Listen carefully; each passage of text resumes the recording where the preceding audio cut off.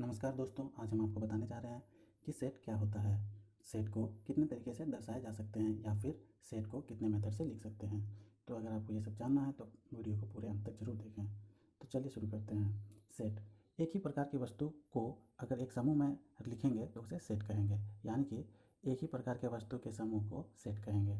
और सेट में जो भी वस्तु होगा उसको एलिमेंट कहेंगे। उदाहरण के लिए मान लीजिए सेट ए बराबर 1 2 3। तो यहाँ पे सेट ए नाम दिए हैं सेट का, और 1 2 3 ये जो है एलिमेंट है। और सेट को किसी भी वस्तु के समूह से दर्शाते हैं, यानी कि जैसे उदाहरण और भी ले लेते हैं। बी बराबर सेट ऑफ वोवेल, यानी कि बी बराबर हो जाएगा ए ई आई ओ यू। और भी ऐसे उदाहरण होते हैं जैसे set of even number, set of odd number, etcetera etcetera.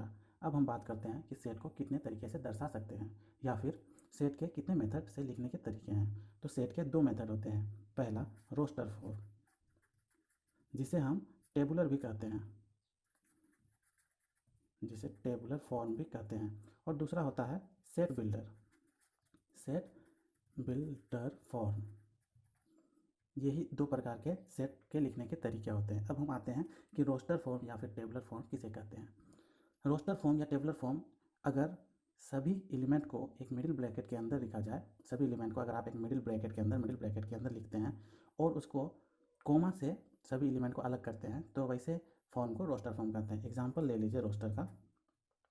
मान लीजिए ए बराबर 1 2 3, ये रोस्टर फॉर्म है। ए बराबर 1 2 3। दूसरा ले लीजिए बी बराबर ए ई आई ओ यू, ये भी हो गया रोस्टर फॉर्म और या फिर टेबुलर फॉर्म। अब हम चलते हैं कि सेट बिल्डर फॉर्म किसे कहते हैं। सेट बिल्डर फॉर्म का मतलब ही होता है सेट को बनाने वाला, यानी कि वैसा सेट जिसमें सेट को बनाने वाला कंडीशन लिखे गए हों। उदाहरण के लिए जैसे हम ऊपर में ही एक उदाहरण लिए हैं सेट ऑफ वोवेल, तो यहाँ पे मैंने सेट ऑफ वोवेल जो है ये कंडीशन डाल दिया है बी में, तभी बी का मतलब हो रहा है B equal to A E I O U. इसी तरह हम और भी उदाहरण ले लेते हैं। जैसे मान लीजिए ए बराबर x is such that x is vowel. तो ये तरीका है सेट बिल्डर फॉर्म को दर्शाने का।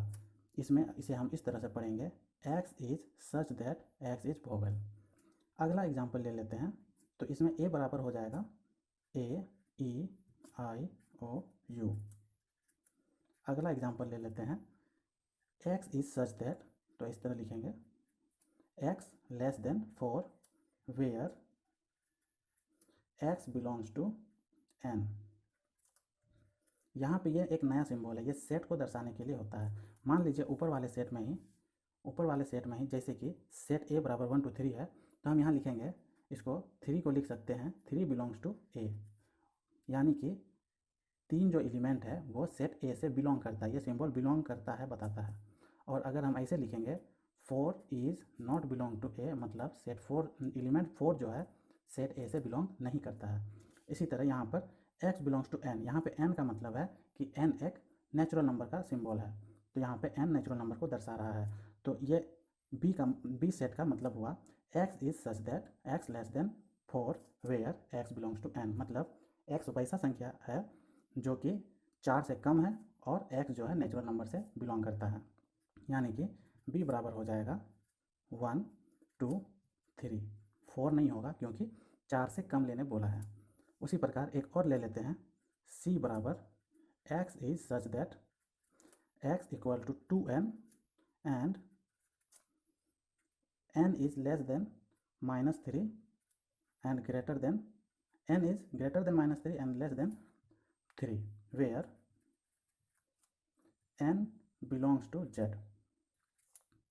इसका मतलब ये हुआ कि x जो है 2n के बराबर होगा और n का जो मान होगा -3 से बड़ा और 3 से छोटा होगा, और where n belongs to z। और ये z क्या होता है, z दर्शाता है इंटीजर को, यानी कि 0 से +1 2 3 इन्फिनिटी तक और माइनस में भी इन्फिनिटी तक 1 2 3 -1 -2 करके। तो c का जो वैल्यू आएगा, c का वैल्यू के बराबर हो जाएगा तब n का वैल्यू एक बार 0 रखेंगे, तो 0 रखेंगे तो ये हो जाएगा 0, n का वैल्यू 1 रखेंगे तो ये हो जाएगा 2, n का वैल्यू 2 रखेंगे तो ये हो जाएगा 4। n का वैल्यू 3 नहीं रख सकते क्योंकि ये 3 से छोटा लेने बोला है। उसी प्रकार इधर भी हो जाएगा -2 -4।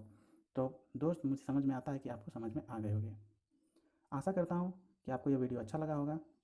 इस नोट्स का लिंक मैं आपको डिस्क्रिप्शन बॉक्स में दे दूँगा, आप वहाँ से इसे डाउनलोड कर सकते हैं। अगर आपको ये वीडियो अच्छा लगा है तो लाइक करना ना भूलें, और अगले वीडियो के लिए मेरे डिस्क्रिप्शन बॉक्स में लिंक दिया गया है, उस पर क्लिक करके देख सकते हैं। धन्यवाद।